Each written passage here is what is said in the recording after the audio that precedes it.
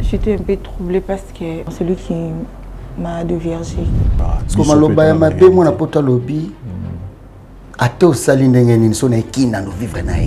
C'est elle qui est revenue vers toi.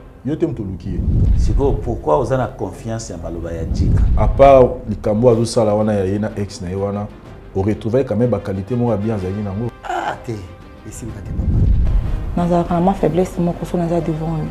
Ah, c'est le Makambo qui est pour toi. Premier tour, c'est un pardon, na limbisayo. Deuxième tour, ma pardon, Tika Bajeko. La voix du peuple, oh, la voix du peuple, oh, c'est bien, oh. Vincent Chilouizi, étoile de la presse. La voix du peuple, toujours longueur d'avance. Les informations partout dans les...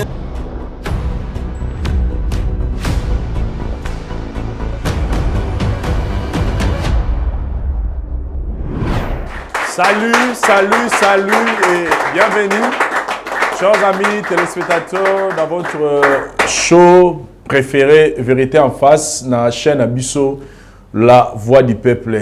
Site, il y a bien, où il y a le rabino, contenu, où il y a édifier, contenu, où il y a apporter un plus na maturité na biso, où il y a la biso boania, il y a baneni na rotambo dans la vie. Aujourd'hui, nous sommes très heureux. Il y a compté bino parmi nos abonnés. Aujourd'hui, nous sommes plus de 417 000 personnes au Baza, s'abonnant à La Voix du Peuple. Et parmi les 417 000, il y a des belé s'abonnant pour un programme Oyo Vérité en face. C'est la raison pour laquelle tout le monde qui tant que au moins une année il y a absence na yango, tout le monde qui n'est pas tout mingi va réclamer parce que ezaki le rôle là, eza lokola programme préféré na bango. Les autres zongi sa Vérité en face, toza otala. Merci na retour na bino de toza romona bandeko. Boza ko réagir na ba commentaire, boza ko réagir même na ba message par rapport à la situation oyo toza ko kutana nango. Et merci aussi na ba suggestion na bino de boza ko sala. Rassurez-vous que toujours soit temps ya retard na ba commentaire et nous allons améliorer ba point oyo boza romona que il faut tout améliorer pour que émission oyo za la bongo complètement complet.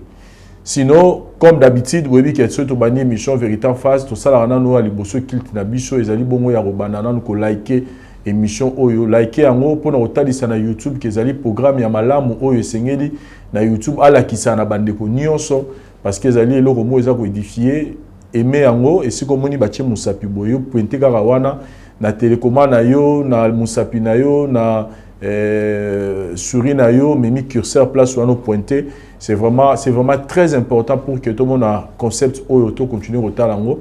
Il y a mis balé, ils ont commenté, côté la biso point de vue na yo par rapport il y a des cambo et romon dans la émission et puis il y a mis ça tout. Ils allaient bon il y a partager émission on a mis à Facebook na yo, na ba contact WhatsApp na yo, na ba groupe WhatsApp na c'est quand solo la makambo. Bois que là bango li on a bêté là bango li solo le bas ils allaient émission où ils allaient ko édiquer bandeko et belé. Merci. Na retour ya Nabino par rapport à Nyon Sotoza au Sala et merci l'équipe technique Nabiso, merci na sécurité puis merci na bandeko tour baza au travailler dans l'ombre pour que émission Oyo Vérité en face tout aussi la bongo kozwango au bon moment et puis na bon endroit où ils allaient bongo La Voix du Peuple. On se retrouve juste après élément au poteau démarrer show Nabiso. Merci.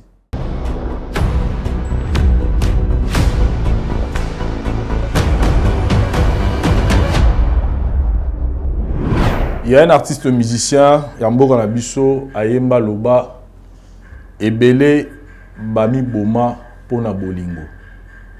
L'amour, c'est quelque chose où yo ezara na facette mi balé. C'est-à-dire, et qu'on peut apporter le bonheur de la même manière qu'on apporte le malheur. Il y a un moment où on a bolingo et tambour na haine. Nzela moko do baza boy. Donc ce qui amour a zate haine mtero remplaçaka. C'est pourquoi toye barako respecter et honorer l'engagement na biso tant que vous avez la relation amoureuse. Parce que le sentiment ya moto basara na ngote. Vie ya moto eza le côté que moto royaka boyo sakani nango. Mutanga nya fandi ne pa na bango. Yo lobi ote ngana lingio ozala mwasi nanga ngana lingio ozala molonga ni nanga pour que après oya kosakana na ba sentiment na ye. To mitiara na ba place ya bandeko na biso ya basi. Tango tozora bana batu mususu to bia yo jué karapo bimana yo sakana na ye. Et vice versa pe pour na bandeko basi. Tango toza kolinga il faut to yebara que motema ya moto sentiment basakana na ngote za jouer te parce que koki ko mema moto na liwa ezana bandeko belé ba se suicida kaka pona bolingo et belé tozomona ba TikTok mwana mwasi liboso TikTok azui sniper Amélie a koufi parce que elle a été déçue par rapport à bolingo. Nous devons faire très attention quand nous aimons les gens parce que eza iloko yo basakana na ngote. Chers amis téléspectateurs, aujourd'hui, tous en cas, il y a Ndekunabiso, il y a moi aussi, na combo, il y a Jasmine. Jasmine nous a contactés parce qu'elle a un problème. Elle veut demander pardon, comme le thème de notre vérité en face. Nous continuons toujours, il y a qu'exploiter d'abord le thème, il y a pardon, parce que ceux qui pardonnent existent à rater, mais le monde est koufa. Ceux qui les lots, tous continuent à vivre, ceux qui les lots, tous continuent à respirer, parce que le mot pardon existe. Chaque jour, tous ces ranzam menatongo, penapoko alimbi sabiso, na masumu nyonso to sali. Mais to baksara toujours le kamomo na sima. Nenge biso to limbi sarabaninga. Déjà yo mo na kati na yo, soki dozo ozara prière ou limbi sabandeko ote. Oyozana bango sokozo bakisa phrase no oro mo kilo tango zo sanzambe limbisa biso nenge biso to limbisa kabaninga. Donc cela veut dire que la charité bien ordonnée commence par soi-même. Quand vous voulez que Dieu vous pardonne, commencez aussi à pardonner les autres. Pardonner quelqu'un ne veut pas dire aux ongeliers peut-être mutumura déceva qui on a vie, peut-être mutumura sala yo mabe moro boye. Qu'on pardonner souvent beaucoup de gens passent à la moins confusion là. Qu'on pardonner mutengo le bate que aux ongisier peut-être na millier na yo, peut-être il t'avait trahi, peut-être il a voulu te détruire, peut-être il a voulu même te tuer. Non. Qu'on pardonner mutezali qu'on se libérer na ba énergie négative, na ba sentiment ya mabe ozali qu'on ressentir kati na yo quand on te parle de cette personne ou quand tu vois cette personne. Il faut se libérer nango. C'est-à-dire, si vous comment mutumura sala yo mabe, souhaitez-les le bonheur, souhaitez-les malam, c'est ça pardonner. C'est-à-dire, au bosani na yo nyonso, mais au tcheba limite, parce que même la Bible nous dit, un homme prudent voit le mal de loin. C'est-à-dire, au yebi déjà que muto yo nenge tozalaki na ye, tokoki su ko sala su makambo esika mote de père to tomber lisusu. Dans les cambos et commissaire Gibiso na point X. J'aime comment partenaire dans la Bisola Lobaka. J'aime aimer les gens mais de loin. Donc tu aimes quelqu'un mais de loin. Tu détestes pas les gens, tu lui pardonnes mais tu l'aimes de loin. Donc Luki azala bien mazala musika pona et protéger Peyo. Donc c'est très important, chers amis téléspectateurs. Nous sommes en train d'exploiter ce thème parce que c'est très important. Donc, belé lelo, boza nakati ya ba capacité, ma kamnanezo fonctionner dans la vie parce que bozo tam na ba remords, parce que bozo tam na ba kanda ya batu, parce que yo yina yo zara soko kanisi mutu, misusu te pesa bango na ba tension. Owa mutaruma na problème attention parce que abakane qui est tellement mingi et que belicier comme c'est même hypertendu. Donc nous devons faire très attention, chers amis téléspectateurs, quand nous marchons na ba colère na ba kanda ya batu. Donc il faut aussi libérer, vivre na yo vie na yo zala bien et tika nzamba sa charger na bateau yo basala o mabe mais yo ko porter NT. Jasmine a une émission na biso pour na osenga pardon. Biso na bino to découvrir aligna senga nani pardon et pourquoi il a choisi cette émission Vérité en face. On se retrouve juste après toi Yama Jasmine. Merci.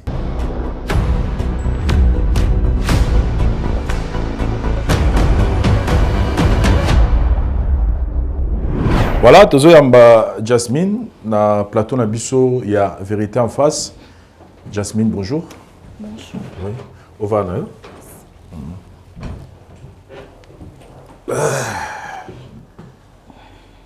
En tout cas, merci beaucoup. Na choix na porté, il y a une émission Vérité en face. Nous te rassurons que nous allons vous accompagner pour que les cambos aux anangos motema, passion aux anangos, souci aux anangos, objectif au yeli awa, to bunda ensemble pour que Nzambia Sungabiso et Zalabongo concrétiser. Jasmine, tu as mis na Vérité en face une fois de plus. Alors, tu as mis na émission na biso yalilo. Merci, papa Vincent. En fait, ce n'est pas facile qu'on y ait une émission et parler devant tout le monde, mais je veux juste que je me sente libérée au fait. Très bien. C'est une histoire quand ex. Je vais avec un homme, Azakine Awa, on était là,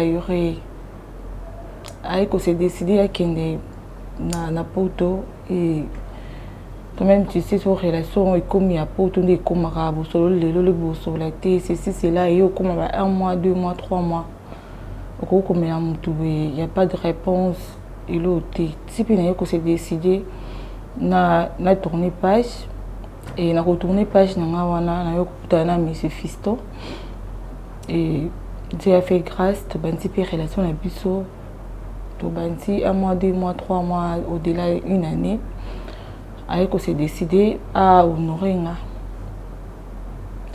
en tout cas une étape pour moi na si vite j'ai pas compris mon ex avanti komelanga avanti komelanga non azana kin na kota la na flat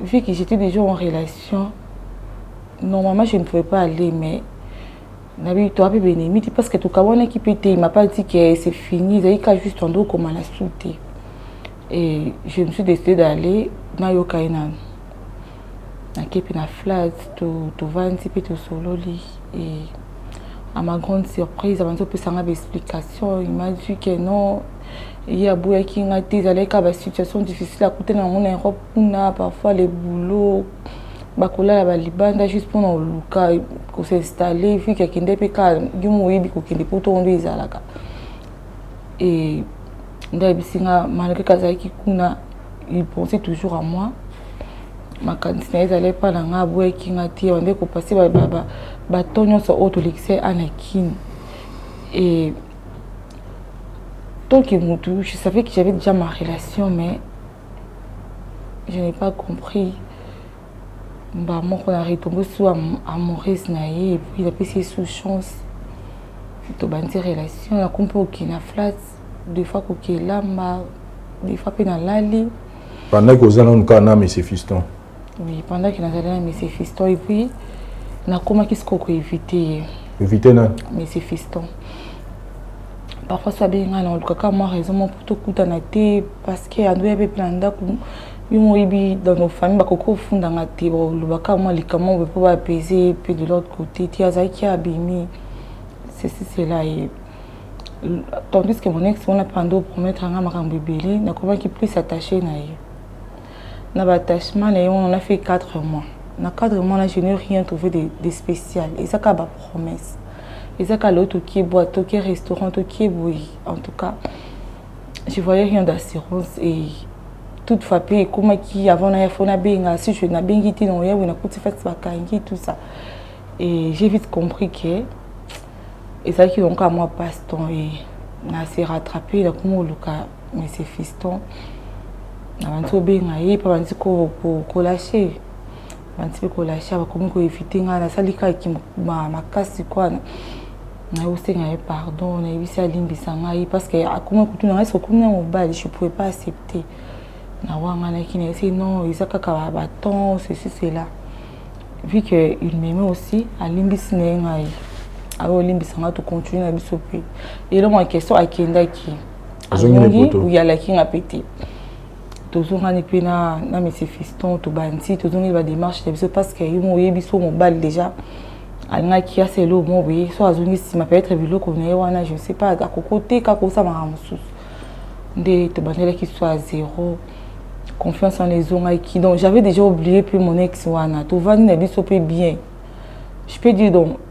2 mois presque pour aller au bima 2 mois avant bima donc ton ex noir qui est une en temps mais tant on vient pour banner à zéro à regagner confiance dans moi aujourd'hui quand même moi temps pour azung sa confiance les aïka du coup de la du jour là de mettre pourtant pour réunir ma réunion sur 2 mois avant bima parce que pas na bino ni numéro de casus ni dans ma question surtout avec Oya avec Oya j'étais vraiment catégorique na boyaki même ba il y a pas azung sous oui même appel nenando ya basuti ba rendez-vous nenando qui est souté et à ma grande surprise cousine nga bengi nga ebisi ngona na hôtel ya Zobela naki pa cousine nga yi naki kuta lo ma question kuna ono na mutu souté wa koko sala ke to kuta na sauf ta cousine na celui qui li cousine nga singa no ba yoka no mutu peut-être la première fois c'est trompe qui yokai en tout cas je na boya qui pas fait ça jour là ntima qui té na boya qui laisse ke benga nga souté na isa mbali na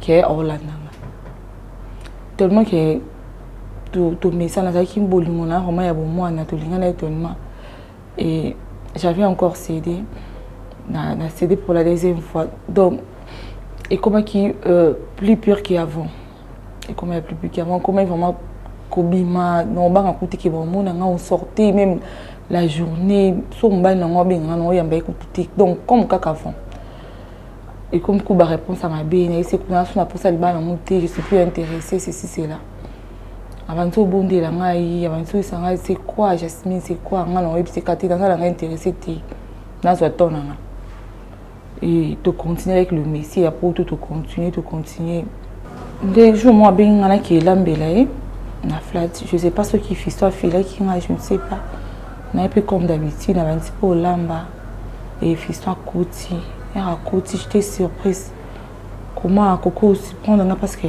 flat on les a quand ngai cousine nga et puis tout ça échange de paroles mon ex on a dit Jasmine c'est ma femme so kazala no baka trompa yo to zala razi bazana mo samba to bima kana yala la pepa na ngai abantika ko se vanter des fistons avec Jasmine rambo salinga ya mo merci accueillir puis que dans ce mobile la condition devant bande je pensais que ça qui moi assurance moi apesinga déjà le baquet affronter muninga musa baquet na zala na je pensais que c'était une assurance to va un petit peu de continuer nanenga kendaki na surtout quand ebe ninga sala ba gene wana aza souté na banzo benga numéro né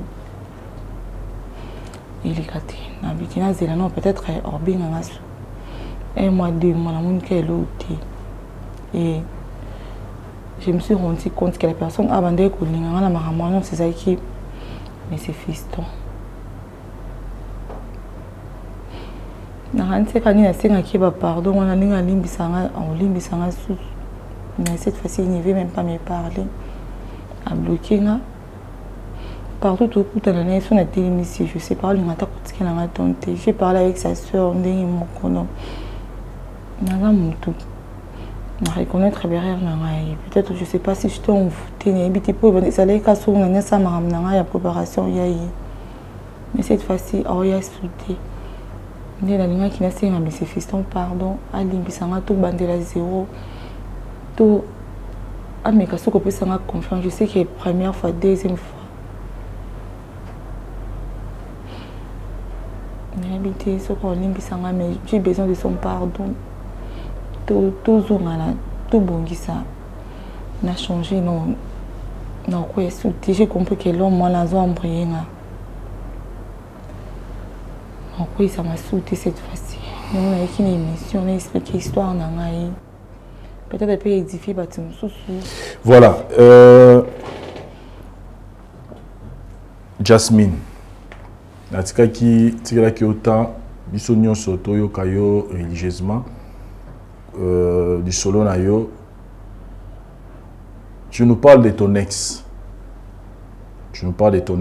au akenda poto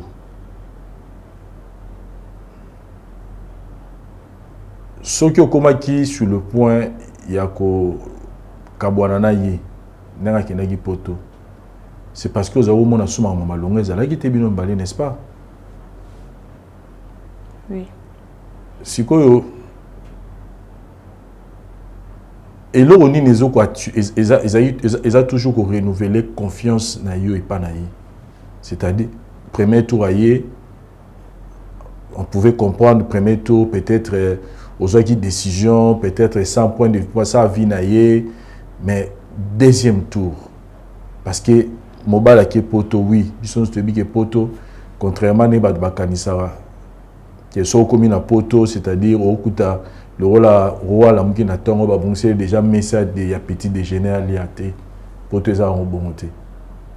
Poto sur ok, il y a que bana processus moko, oyo yebite tani ne rozwa, sen zamenda yebaka. Parce que l'aura liboso sur ok poto, ils a d'abord koloka, kozwa mukanda neto le bar en général. C'est-à-dire qu'on a la reconnu dans mboka yango de manière officielle, aux résidents ou autres. Alors, tawana iswaka, nzambeka nenga yebarango. Ils ont ba msupe accueilli après 1 mois, après 3 mois à Jumukanda. Msupe basala ba 13 ans, ba 15 ans. Monsieur Goto ayebi goto susu nombre d'années avant na poto taza na mukanda te. Et après que mukanda et singa rafo luka siko nini na ko s'organiser parce que tu ozo mukanda na fo vana na ba foyer pesana ezape na ba finango o mutu peut-être oyeba to mona puso zo komela zo répondre au tepo oyebite environnement ni nazo vivre stress ni nazanango si azo mukanda ti aluka zo musala ti aluka se stabiliser, ce sont des moments où ok il faut qu'arosa peut-être moto kekuna ne comprendre makambo bandeko na biso ba lexara. Donc tawana pe bandeko mingi basi na repesa pe conseil au botika la ana Kinshasa so moni mobala ke poto azui 1 année 2 ans 3 ans 4 ans 5 ans bowe la raté ko boya mibala na bino bi mobala ngo de pas kenda parce que réalité poto pour comprendre ngo faut keka poto so na no kenda poto te o comprendre ngo te. Donc, si on a mobile qui a sali 3-4 ans, parce que pour se stabiliser, ils ont dépend de gars en Zambie. Ngolo ya Nzambe likolo na ye, ndena musu babeta inane azu musu pa yeka mbala moko akoti makambo pe mamouri bimi pa zu mukanda. Donc tout dépend ya Nzambe, ngolo ya Nzambe na vie ya mutu. Donc boza vraiment patient, sur moni moninga kei albia ki koluka. Oui, on pouvait comprendre ça nena otu koloba a pona ex na yo. Mais tant waye c'était aussi un moment pour nous comprendre si il continue toujours à tenir la promesse parce que si on pas qui ils ont la réalité peu belé à makamba basi o na wona kotanda mo mingité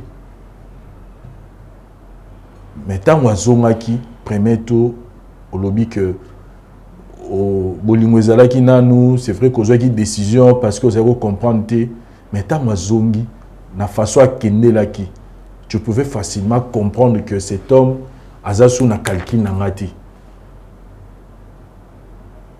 Une fois on peut comprendre l'erreur, mais pourquoi tant wazongi sous la deuxième fois 2 mois avant ton mariage ou accepter sous ko céder na ye en fait qu'est-ce qu'il a de spécial pour que yo céder les sous pas na ye? En fait pour mon petit azam mobile liposo en fait azam mobile oyo tolinga na bomwana et c'est le premier que je connais, donc celui qui m'a déviergé, c'est ça ma faiblesse. Et on a eu beaucoup de choses à se faire, beaucoup de promesses, donc tolinga na âge moya muki na ba na mama mibalité, c'est lui qui m'a entraîné dans ça et dans ma faiblesse moi ko sona devant lui. Très bien. Dans ce cas, quand la phrase à sous au lobby, aux alarana moi faiblesse moko devant lui. Donc cela veut dire que ce que papa fiston de l'eau pardon, papa fiston l'ambitieux, ce que mon de sous quoi ça m'a parce que aux alarana moi faiblesse moko devant lui. Donc démarche d'abisso ça risque et aboutir parce que yo a déjà dans moi faiblesse moko panaï parce que nous on veut t'aider, mais on veut aider quelqu'un. Biso pétos à la sûre que tout le papa fiston a RRT.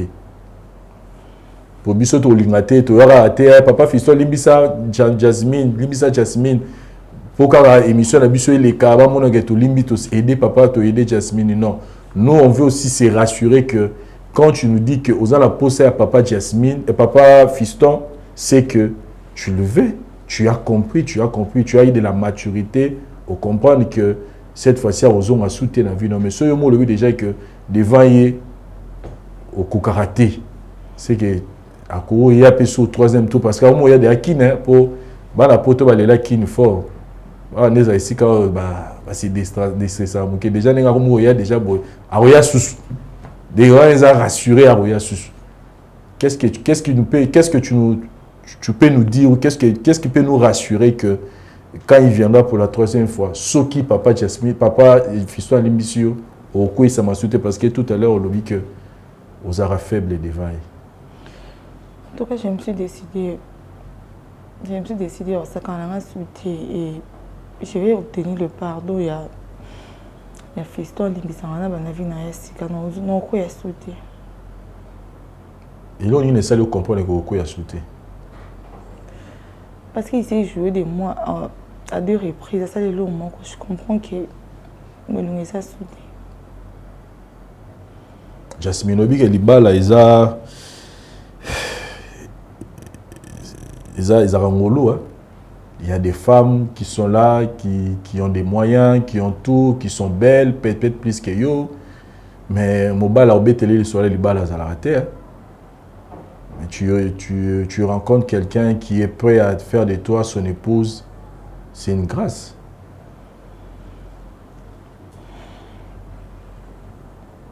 Je pense que au tel la faiblesse aux aranons cette fois-ci est par d'ailleurs.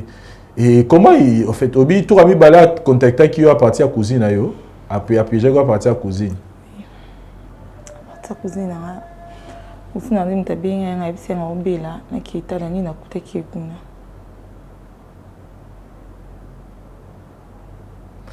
OK, merci beaucoup.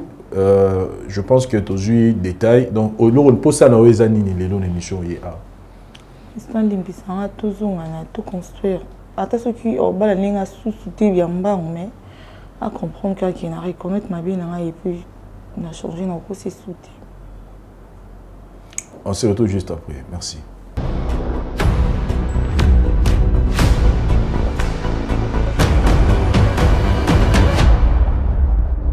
Monsieur Fiston, bonjour. Bonjour, papa. En tout cas, merci beaucoup. Là, nous sommes maintenant en train d'enregistrer. Et pour que les paroles s'envolent, les écrits et les images restent. Merci vraiment pour avoir accepté notre invitation. Pour que to Solanayo, qui Solomo Tozanango Awa, les Nathalie Sakio, qui Zana Mutumo Azulukayo, et Zana Mutumo Azuluka Singayo, pardon. Azana likamoko asaliyo asalayo oyo nakati na ye capacité ezotambola ye makasi azoluka neni na ko se réconcilier na yo et à choisir plateau na biso oyo pour que ala kisayo a combien ça vraiment désolé na likambo asalayo nangana tuna d'abord na question mutuna libuso tout va bien dans votre vie famille makambo ba faire famille bien santé normale. Problème mogande mtembria ngai. OK. Siko na batunyo sozana bango na entourage nayo, je parle de la famille, je parle des amitiés, je parle dans ma domaine nyonso. Est-ce que na yo moko okoye ba mutuni na ko benga yo a polelo asenga yo pardon, ko deviner sur ko zana. Afin d'habiter, il faut combo au ebisinga na koyeba mutu abengi. Te yana biyo moko ko deviner, est-ce que na famille ozana mutu moko grand frère, cousine, nièce, oncle, mutu moko bo asala yo mabe ka ko memone micho. Te na famille azate. La famille azate on a amitié. Ba ami pe rien, ya mabe azate. Wa ko komiso a. Bon il y a maramba bolingo. Il y a moi si, on a moi si mo peut-être asala yo mabe a décevoir yo que le lo à quoi même à l'émission nous avons moi aussi à décevoir à décevoir à décevoir ni surtout oui s'il vous plaît tu continues vie privée non mais comme rappel au découvrir nous avons moi si tu vivre en étant belé tu préparer na balaye nde namonaka tovivra na ye telefone na ye ezala suspect asololaka bapele na ye azala na garçon ne mo boye kopene akala akenda poto basololaka na bango nga mpe tovivraka nazwaka mpe basuspect nde namona ndenge asala bapele na ntango mosusu boye kopea na ya akendaka mpe pati po wana nga mpe nayebaka te nakokende mpe mpa na bango bakokosa ngai oyo azalaki ake pa tantine bapesa ngai kiti na kobenga mpe boye apele oyamba te ando vivre na parisien wana ti parisien ngo azongi poto aye asengi pardon tema nalingaki makasi tozongani na mabiloko tosomba mosusu kuna banda kokaba tozongani na mosusu koremarke na baappel na bamessage basolola na garçon wana poto wana garçon wana ya nga mpe soki tema naza mobali nakoma ya kolandela ye ebeta batemps akoma kokende mpe pa garçon wana moto mosusu balali ne na flat nasala bajepe ya mobali nalanda nakutani na parisien wana okanga bango mpe nakanga bango boye na parisien mwana poto wana banda mpe kofinga ngai ya mwana poto afingifingi ayebisi ngai mwasi ozobetela tolo mwasi na nga ata oza na ye nando vivre na ye so nake poto so nayeki na ozalaka na ye wana mwasi atelemi wana mwasi atelemi alobi eloko te tema parisien ngo mpe na ye main moral nalela parisien aza trop sire na momi na ye kuna nga mpe naobenge momi na nga sikoyo eloko wana eloko opesanga maladi nalinga kutu lisolo yango mpe te donc azokisa motema na nga nalinga mpe nasoma babasi mpe lisusu te navanda penda nano navanda nzambe soki akopesa ngai ya bien na kobala humiliation somo talaka mwana poto nga kinwa tozaka baêtre humain mwana poto kinois tozaka baêtre humain ezala nango eza te ke akomi na réception ya lola te bango mpe bana baréalité na bango bavivara maloba ya mabe mwana poto alobi ate osali ndenge nini so na ekina no vivre na ye do bayebani selo histoire mpe babanda kala avant ngai nayebi te so baza na secret nini bango mibale siko mwasi ya bongo na bala siko ata na ye na ndako mo te soki jika ye bavivre kaka baotya foye na nga na double est-ce que nkolo ozala basango na ye ya la fille namoni kaka ye mwa azwa mpe bakousin na nga osenga bapardon atelemisanga dernièrement mpe so namoni u namonaki lokola diable azosenga su pardon mpo na nini akenda kosenga bato bato mosusu bato mosusu azosenga pardon mpo na nini angei bozonga na susu tozonga na okufa ti so nazongeli nakufi ti ntango bolinganaka na ye abetelaka lisolo mobali yango poto te naye koyeba ngo to nakangi bango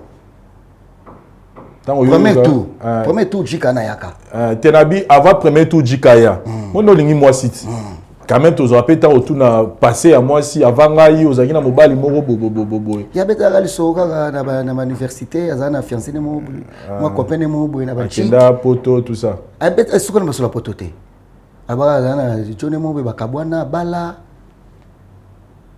akosaka yo akosani ngai nzoka tipa ngo akenda mikili sikoyo ntango olimbisaka ye premier tour nde olobi olingaki ye mingi eloko nini arassuraka yo pour que olima olimbisa ye premier tour parce que oyokai déjà que azalaki na jone mo bauti mikili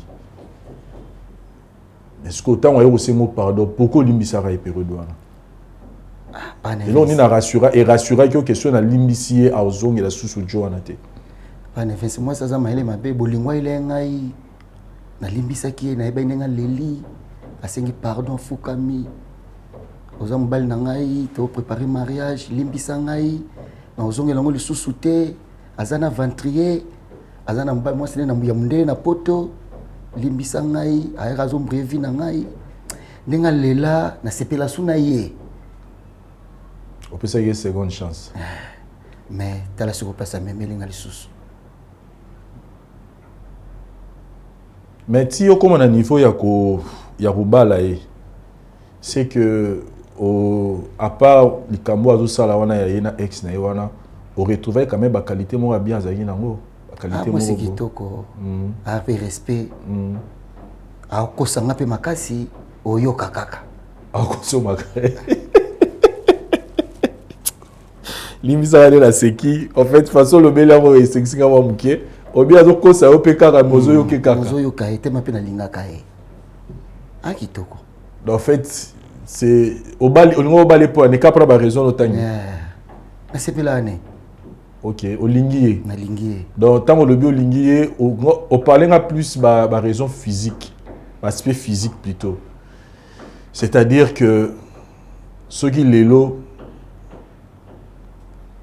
a rassuré vraiment que a changé que a rezonger sur mobile on a été qu'à comprendre que les acquis erreur pour na est-ce qu'à rezo sous chance femelle na papa simbate na linga kai me chika lobia banda koya nzele na ye ata na bali so y mona poto ye t'es mal forcé hein bon en fait na lina na zo nini te au fait muto luko ezai muto bing sur l'émission ezai papa soki na rondi metin siko ngala ngai ka to sa no exercice moko na ngai na senga yo na supplier yo yo kai même pour une dernière fois isimbate papa yo kai pour une dernière ngala supplier yo biki azo luka ba cousin yo moko to lingo luka été mais yo kai nanu en fait par curiosité aux en décision na ngala lobité que na yo changer directement décision no parce que ezaba mo ba sentiment naza mobali na yebi ce que tu peux ressentir na bakaya boye que tu aimes quelqu'un mais après toujours retomber pembeni ya na makolo ya ex na ye mais na ngai quand même yokai na no yokai kaka s'il vous plaît pas ne vince na kufa so yo quitter enfin ne kana kitso mo ka kitso ngala vandi avant na kaka a solo lino ka boye azana Jonathan na mikili je t'informe que bazala souté bazala souté on a ni mara mususu ngana lobate na lingi yo yokai na ka par curiosité ka bongo soki malade te yoko yoka ezate ke bozongani te bokosune ka to sola no bo sola sko de ezalanga ezasko yoka ina pardon vraiment eza moi pasi pardon vraiment ce que to sola ni non ndinde ya ona lobite yo siko yoka ka ye eloni nga yebisa pour na yo problème te mais naebi eza facilité je me mets à votre place eza facilité mais to yoka e kaka to yoki e kaka pinga no to tika na solo. Ponayo. Merci beaucoup. Merci vraiment. On se retrouve juste après. Merci.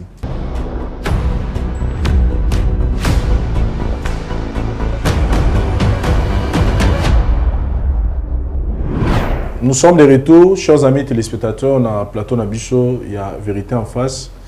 Pour poursuivre notre émission Vérité en face, autour d'un thème, il y a pardon. Pardon, Ezali, comme je le dis souvent, les Cambo et ça qui mukile continuent à exister.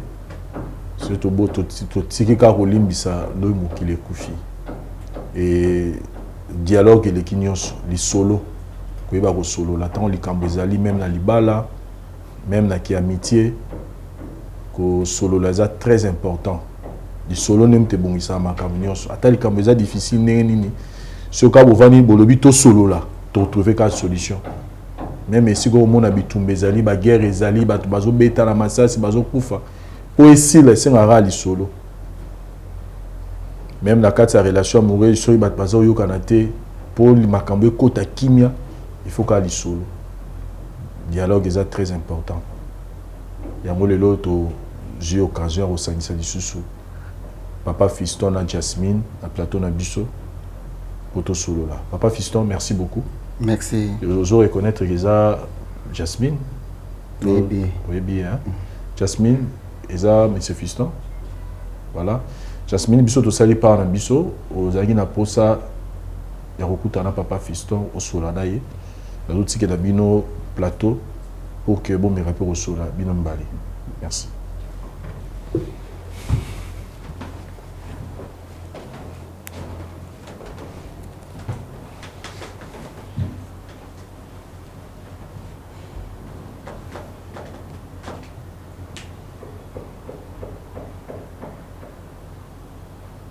Lobo bengen ngani.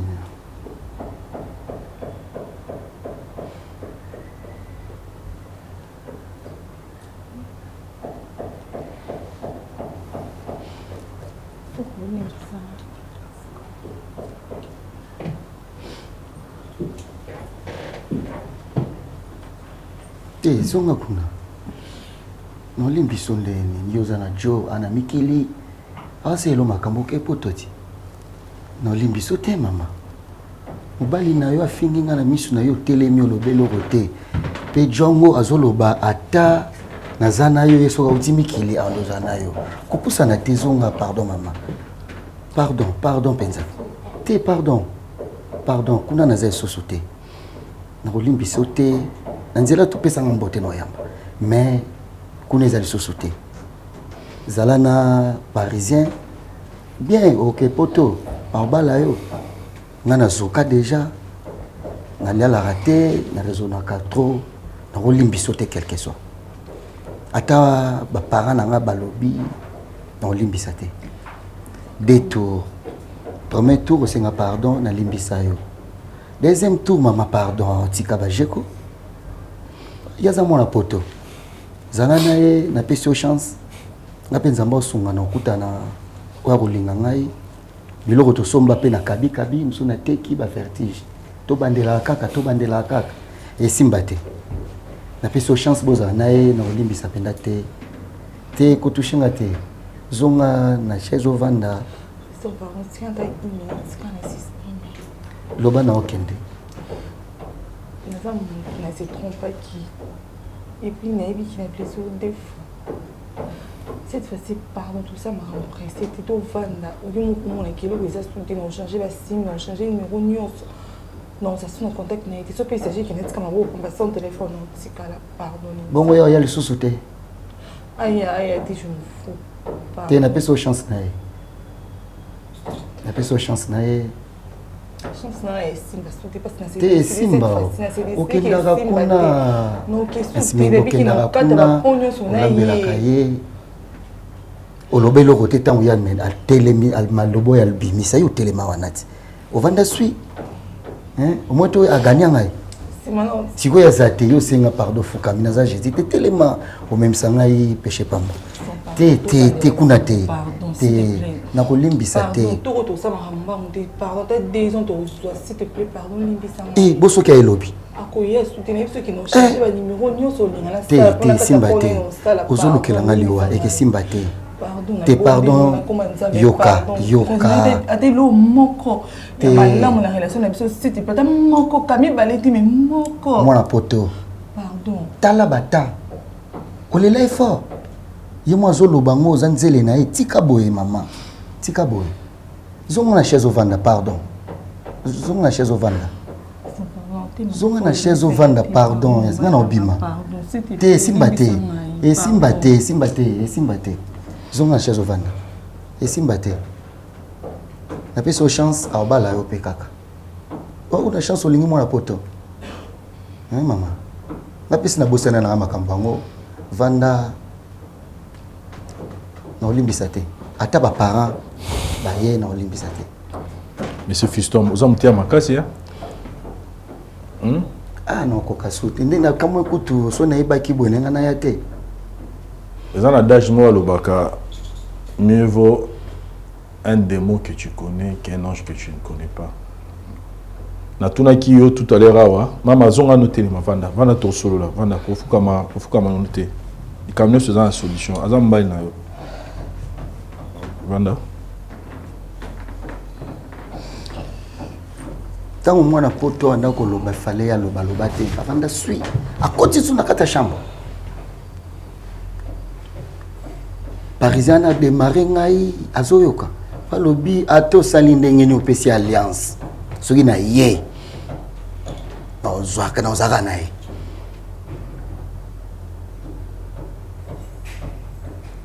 donc ils ont loko zo ko en esprit et longa te na kozala na biso na ye bien na sepelani pe na kozala na ye mais bando zonganga kaka ngote elukelanga siko problème mpona tokolala boye na lamuki na otale boye maloba ti mpona lobi ti lelo ezalaka na ngai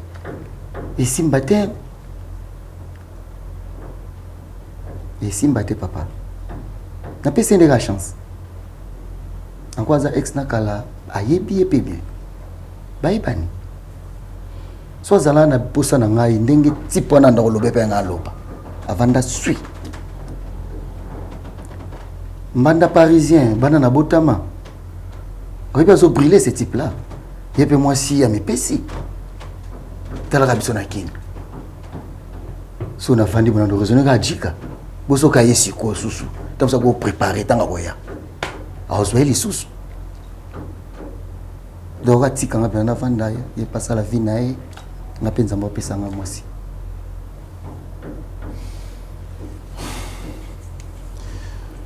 tozwa transition et puis tozonga merci.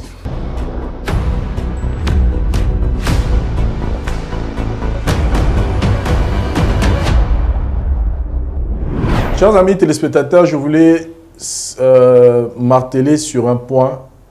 Nao etali thème nabiso ya le pardon autozo sala on la vérité en face. Ce qui est ça pardon moko est facile batboya awati. Ce bat bazoya awa parce que eza pardon eza facilité. Parce qu'il y a des choses où tout soit rosalo mabe ou limbisi facilement bien bon c'est bon. Mais ça la baka mususu esengaka et comme impossible. Et comme difficile. Et ce sont des cas que nous sommes en train de traiter ici. Dans mon bande de rebelle, on va commenter. Il faut comprendre que tout ça, tout ça, théâtre était art. Que tout ça, la makambupo, bande ko bozota la bo CP là. Tout boza la satisfait non. Nous sommes en train de traiter des cas vrais, réels dans l'émission haute. Bande ko bazo yana ba problème, o ils senga vraiment sagesse, ils senga tactique. Pour que Bazwa, résultat Bazoluka. Et comme on vous avait promis que nous avons changé le système, la vérité en face, bientôt, nous allons reprendre même le premier cas au Bandaki pour topé Sabino suite. Nous vous présentons des problèmes, des cas, et nous attendons de vous des commentaires pour aider Bisso à accompagner les Cambongo. Donc, ceux qui ont sali les Cambongo, peu importe où souki, le bateau qui souki a comme tout sunuli batu bakei ale biso to legisika bango non toujours ça là travail les en bandeko toujours travailler na bango o bazo de kana plateau te awa mais tous en bango toujours travailler na bango na ba cas toujours kutana mo awa donc c'est pas des cas faciles o toujours traiter netika il y a papa na biso fiston et une facilité pour un homme qui a été trompé 2 fois par sa copine ou fiancé et à réapparaître pour Kalobaka Senga pardon. Donc nous, on croit en elle quand elle nous dit qu'elle a maintenant de la maturité pour nous comprendre qu'elle ne peut plus refaire le même erreur à Sali. Papa Noël? Oui, monsieur Vincent. Tous en cas, ils ont facilité. Oui. Et puis, je voulais aussi signaler que nous ne forçons pas les gens à demander pardon. Nous ne forçons pas les gens, mais nous voulons que les gens puissent pardonner parce que chaque jour, quand nous prions, notre Père qui est au ciel, il y a une phrase où on dit pardonne-nous, pardonne nos offenses, comme nous pardonnons à ceux qui nous ont offensés. Donc, si Dieu le Créateur peut nous pardonner dans les communions sur Yamabe Torosa na mukini nase à combien plus fort biso ba humain tobo ya se pardonner alors que nous sommes appelés à imiter le Christ. Vous savez, dans la Bible on dit que le fer aiguise le fer, n'est-ce pas? Parce que c'est que le cas que nous avons ici devant nous, c'est plus fort même que le fer. Nous,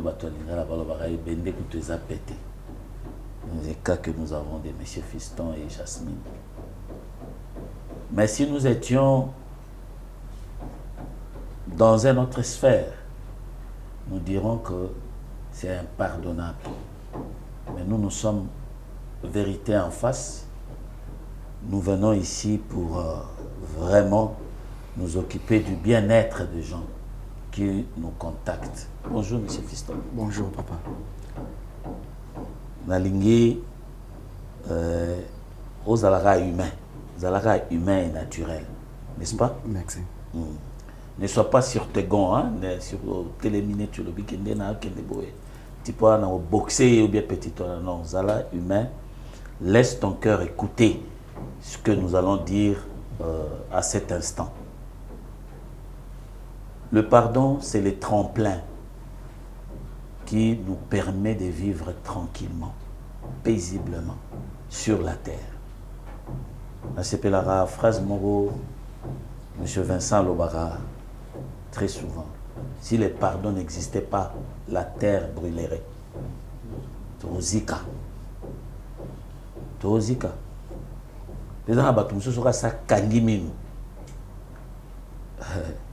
Donc c'est terminé. Même son père, sa mère, Nani Aroyokete. Ici, j'ai compris beaucoup de choses. Je sais que l'amour est là, n'est-ce pas? Mais la crainte d'être trompé par le mensonge perpétuel à répétition des Jasmine, c'est ce qui te bloque, n'est-ce pas? Oui. Jasmine, son problème, c'est un problème que vivent Banabassi Belé aujourd'hui. C'est-à-dire que nous ne savons pas que le respect des valeurs, il y a un qui peut s'arrêter victoire dans la vie. Ora que non, na soir il y a vinayo, au comment betali solo, batouama aneti, ils viennent au pied d'un sage, quoi. Parce que la personne a respecté les principes et les valeurs de la société. Mais quand vous avez épinglé les plaisirs, la joie, la facilité, c'est là que le monde s'écroule. C'est là que le monde s'écroule. Et je voudrais que les gens qui nous suivent vont comprendre que si Dieu a l'ingaki que nous vivre tranquillement, même dans le jardin d'Éden, cultiver pour aller. Dieu voulait que l'homme fasse un exercice dans sa vie. Asalamakasi. Et ici, Jasmine a été trompée par des miroiter, mais la personne qui vit avec toi, son cœur est comment? Car elle a nié très bien pour la première fois. Quand le monsieur est reparti en Europe, Atikala même à disparaître. Ça démontre déjà que la personne ne te porte pas dans son cœur. Azo Zoyo Kakatam sous un objet de plaisir. Azo Tam sous Bonazala naye parce que ça batumsu bazara petit on nous a gagné point. Oh non, azan aspect. Tu as déjà entendu parler de ça, n'est-ce pas? Oui. OK. Mais l'inga petit on n'a pas un aspect. Il en bat tout à la taille ici, n'est-ce pas? Oui. Beaucoup de gens se trompent aussi comme ça. Mais ici, comme nous sommes venus voir, vérifier si on peut encore espérer quelque chose. Si on peut espérer quelque chose. Alors, Naolinga, tu comprendre la parole de Dieu qui est dit que la charité, vous avez vu charité, n'est-ce pas? Oui. C'est quoi? Charité, c'est ça l'amour, non? Oui, mais je vais vous donner la vraie définition de la charité. La charité, c'est l'amour de Dieu dans l'intelligence renouvelée en manifestation. C'est-à-dire, Maël et Moro Basukola, quoi. Hein, c'est l'amour, Basukola, ils ont la makanisio, Yanzambe. En fait, le maître de la charité, c'est Dieu. Bisosu to mega araka. Alors la charité excuse tout. Au soloka phrase, c'est biblique. Si vous voulez vérifier ça, vous allez aller dans 1 Corinthiens 13. Vous les lirez au chapitre 5, peut-être au verset 5. Chapitre 13, verset 5. Peut-être que vous ferez un exercice. Ce que au salon awate, mais peut-être au salon quand tu vas retourner à la maison, que la charité excuse tout. Au salon rappelle ma somme, n'est-ce pas? Parce que biso tout au salon les somme, on parfait azate. La seule personne qui est passée sous le soleil qui a été parfait, c'est Jésus-Christ. Ça tu sais, n'est-ce pas? Oui. Oui, que ça la masum, mais masum papa mingite. Yo ça la mingite. Au so conta. Banda moi et bandio ça dit combien de masum? Ah, masum le bara bokia. Tu vois c'est ça ngako fils non. Yo les sumu les amasanga. Ka bokesili. Mais abongo so na ebiso ke masanga za bisumute. Olangwa neza lisu. Olangwa neza lisu. Masanga lisumute. Nako ebiso ke ndo ça l'exercice tanga na Bible oya olaksanga verset o nzamba lobi komela masanga te.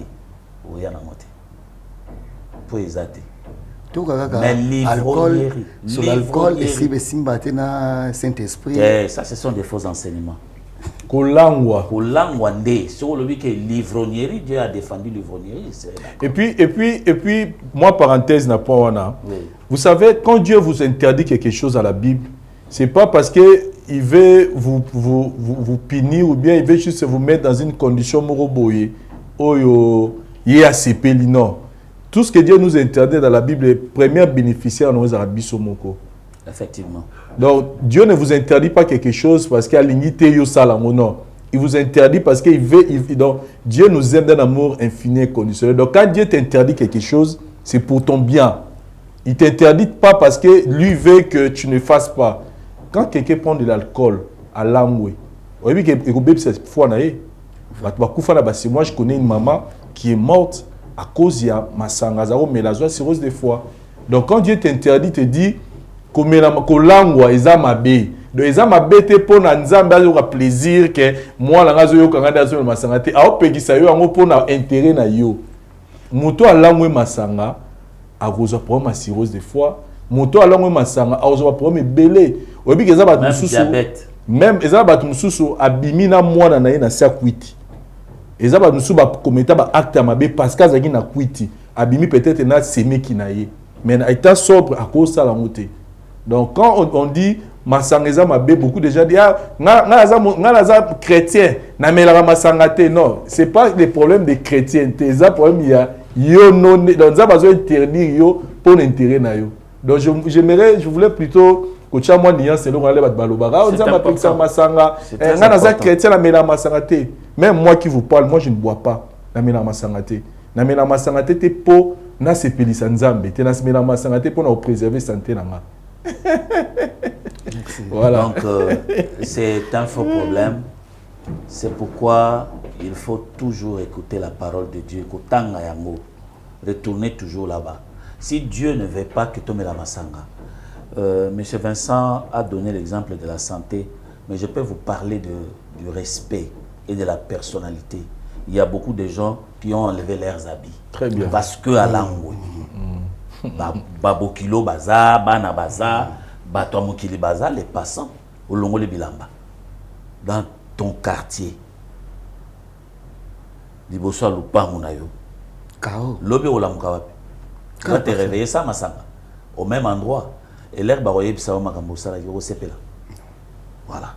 Mais les gens, qui makambo, non, c'est parce que Saint-Esprit et sepela raté na masanga. Non, ça c'est pas ça. Bon, retournons à notre mouton. Moi, c'est l'ingiote. La femme t'aime. Moi, je sens qu'il y a encore l'amour dans les cœurs de cette femme. Et à l'obi, que à Ozong et la Soussou, Djikate, tu ne peux pas pardonner cette femme. Du tout. Ce qu'on peut dire, tout ça, c'est un exercice. Est-ce que au cause ou attend yo dès tout à l'heure mieux vaut un démon que tu connais qu'un ange que tu ne connais pas. Moi, je voulais proposer une proposition. C'est elle qui est revenue vers toi. Yo t'aime Toluki. Oui. Au groupe, ça y est, c'est une dernière chance. Dans le contexte, elle a dit tout à l'heure, Zoata na union sur le Japon balanga, na pressé au thé. Tikaye, observez. Parce que ceux qui Papa Noël a mis c'est le moko. Soro zozonga ozo banga kozonga na naye, exact parce que tu n'as plus l'amour pour lui, pour elle, mais ozo banga ne crainte wana ke mobali wana ko ya pe obali o tiena ndako a créer le problème. Maintenant sikoyo, elle-même elle est revenue chez toi. Zoata na union sur mon ozo. Zoata na yo. Ce que vous avez une année, 2 ans, 3 ans, 4 ans, 5 ans. Comme il y a le bino qui a changé, elle est vraiment convaincue que aussi bon, ok, reste là, observez. Ce que vous avez pas Vincent. Alors, premier tour. Je connais quelqu'un. Deuxième tour. S'il vous plaît, monsieur Fiston. Je connais quelqu'un, tant qu'on a Souka. Vous savez ce qu'il a fait? Abimbo, est-ce que tu acceptes d'écrire une note certifiant que tu ne reviendras plus? Peut-être. A commis l'être. Ah, pas Vincent. Jikana lobi ato balié. Nabanda koya. Pourquoi vous avez confiance en Malobaya Jika? Ba même moral. Malobaya Moto. Baza même moral na mwana poto. Siko ya lobi kalingaza même moral na yo. Ah, te. Et Simbate papa. Non, Koufa. Yo lingo Koufa minge. Makambo bo makati. 3 ou 4 fois na yo makambo Koufa. Pourquoi tu veux mourir? Que papa makambo bolingo ba bazo Koufa ti. Mais ça est chance. Dieu t'a pardonné de tous les péchés que tu as fait pour que aux vie éternelle. Nous avons fait plus fort que ce qui se passe dans les domaines terrestres. Et ça est occasion. Et puis au tala. Chance, c'est à moi passer. Bon, en fait, nous ne vous forçons pas de pardonner. Nous obligés au kakate au pardonner de tofandi awa. Mais isa loko la li solo moko tofongoli. Tofongoli li solo. Tu nous as montré que c'est vraiment difficile pour Limbisa. C'est ça? Oui. Alors, la nuit porte conseil. Les temps aussi, ils ont rappelé remède. Et là, ils ont méditer dans le maramto ebisio. Ce qui y aura encore une occasion, tout le monde analyse pour que tout solo la likambo. Merci papa. Mais le lobano sur les années. Mais quand Limbi ça pendait à moi passer, non Limbi c'était. Sur quoi on peut sa conclusion. Mais où tu connais ma. T'es dans limite. Réfléchir quand même. Idée à papa Vincent. Papa Vincent lobi na ngai na kende na réfléchir. Jika Royal Soki. Papa Fiston, merci beaucoup quand même d'avoir accepté notre invitation. Aux Agina m'a ramené Bella au Sala, mais tu as pu à côté Kamona nous pour que tout cela. Ce sont des expériences de la vie qui nous enseignent tous. Biso petozo teama, bande kopé bazota na télévision, bazo teama, makambo ezo comme la bino. Ils ont comme la binoté pour mais ils ont comme la pour servir d'enseignement na bande musu soye barako préserver ba relation sur ba bazana ngo mona mudusu na vie na o mona raro nige fo sakana na ye mais go comme na niveau mo bo mona pe comme trop tard au perdre ye batu musu bazonga pas tout moment na vie ya mutu mutu so aye tango ke yo mo patika pe kusu kozonga su na vie na hote donc les ara moi maté ya rusunga biso mais yo pe na ngam na yo même le lobby que est impossible limbisa mais tout ce qu'on va qui nous réfléchir. Ah, ici Mbade. On se retrouve après, merci.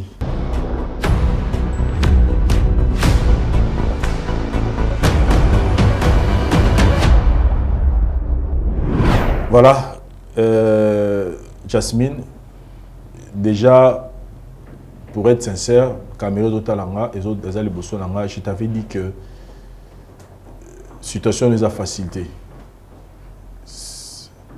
Tromper un homme, na ex na yo 2 mois avant mariage na yo au baby susu makambo ça sera pas facile mais na epsa ki yo que to banda processus rien n'était possible. Eza motema moto bolingo eza na ba manière ebele lo monsieur rolo ba ke moto so rolimbisa te moi pas limbisi na ye. De ton côté aux autres tenir vraiment quand le monsieur Fiston. Oui. Pourquoi tu tiens à lui? Parce que je me suis rendu compte que Amado Linga Bolinga Solo. Il y a Bana Bolinga Solo. Et pendant ce temps-là, yo Nambono. J'étais un peu troublée parce que pas troublée mais trompée à la personne autobanda na relation ou avec ozonga na barki mana bolingo ou pe nazala nango. Et quand j'ai réalisé qu'il y a des cocos, ok. En fait, il y a un élément, je voulais qu'on en parle aussi pour aider les gens. Qu'est-ce que les gens trouvent dans la première relation? J'ai entendu ça des milliers de fois. Parce que c'était mon premier, c'était ma première. Diego Cao. Ça veut dire quoi? Ça veut dire quoi? Azaki premier, Azaki première. Qu'est-ce qu'il y a là-dedans? Atikala na on a subconscient. Mais quand vous avez trouvé que ça ne donne plus la même saveur, est-ce qu'on ne peut pas s'en départir? Bon, des fois, l'amour a ses raisons que... La raison elle-même ignore.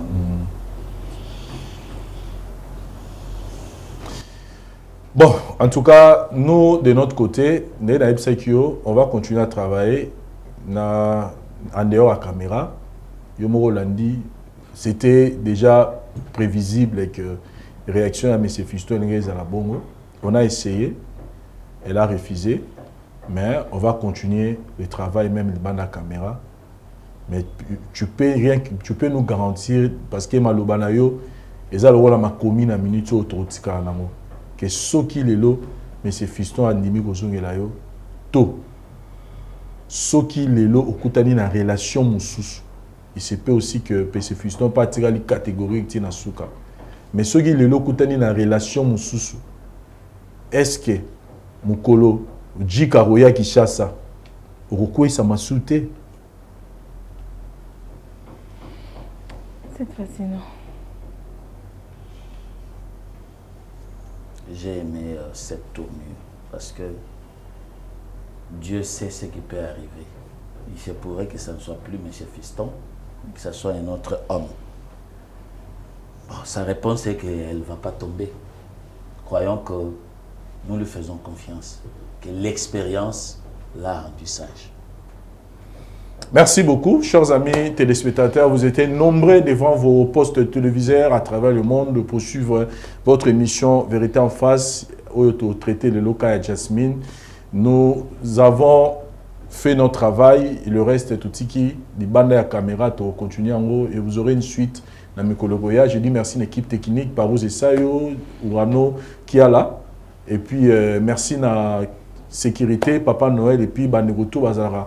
Ici, ma caméra, autres travaillent ensemble pour que vous ayez un programme Oyo, continuez à nous soutenir en likant, en aimant, et plutôt en commentant et puis à partager le contenu de la voix du peuple. On se retrouve prochainement. Bye. Je suis docteur Pichutondele, pharmacien de formation. Je suis formé à l'université de Kinshasa à la faculté de pharmacie. Et puis je fais d'autres masters en transformation des agro-ressources à l'université Marien Ngouabi et au Canada en préparation de cosmétiques thérapeutiques naturelles. Et c'est ce qui fait la différence du laboratoire CRMTA avec le tradi praticien, c'est que nos produits subissent différents tests, des tests toxicologiques et de tests des essais cliniques. C'est ce qui nous différencie des autres tradithérapeutes. Okay? Au CRMTA, nous produisons de médicaments à base de plantes médicinales et la spécificité, ce sont des plantes médicinales du Congo qui nous permettent d'obtenir ces différents produits que vous voyez. Et nous sommes situés sur l'avenue de l'université, numéro 123. La référence est l'arrêt Capella 2. Et là, vous demandez la centrale de distribution méamycine et diazostimule. Et nos numéros de contact sont affichés sur le bas de vos écrans. Au CRMTA, nous avons 2 branches. Il y a la branche cosmétique et la branche médicaments. Dans le cosmétique, nous avons Dilsi au collagène pour le traitement de tampons, de rides, de cernes, de poches. Et on l'utilise avec son sérum et le savon. Nous avons Dilsi réparateur pour le traitement de boutons et de tout ce qui est problème au niveau de la peau. Ça répare votre peau. Et on l'utilise avec son sérum et son savon aussi. Vous pouvez associer le gel douche fait à base de papaye. Nous avons Dilsi cheveux, crème cheveux, qui favorise la repousse des cheveux abîmés pour les cheveux colorés. Ça retarde la repousse des cheveux blancs. Vous pouvez l'utiliser avec l'huile et son shampoing. Nous avons également Dilsi parfum, qui est fait à base de plantes médicinales, des huiles essentielles et qui a une particularité de pouvoir réduire le stress. Et dans la branche médicaments, nous avons Méamycine, sirop et comprimé, qui traite les amibes, les levures, qui est un antipoison efficace aussi.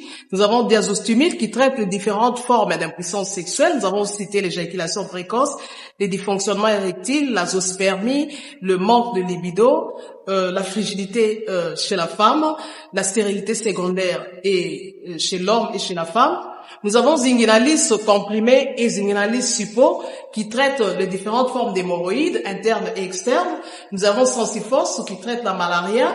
Nous avons Diazolex qui traite les différentes formes de douleurs rhumatismales, douleurs au niveau du dos, allergie au pollen. Nous avons Méamycine crème qui traite les différents problèmes de la peau, entre autres les eczémas, qu'on appelle communément en lingala maladie MPC, le mapalata, tout ce qui est problème de la peau, le scoriasis. Nous avons Diabéwine qui traite le diabète. Nous avons Allium qui traite l'hypertension. Nous avons la crème Borex pour rallonger et puis donner le volume au trésor familial ou à l'organe masculin.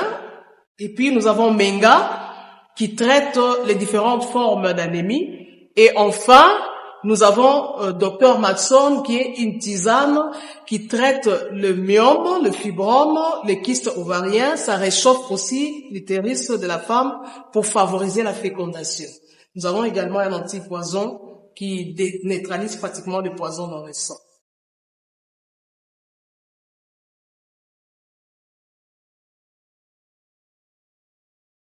La voix du peuple, oh, la voix du peuple, oh, c'est bien, oh. Vincent Chilouise, étoile de la presse. La voix du peuple, toujours longueur d'avance. Les informations partout dans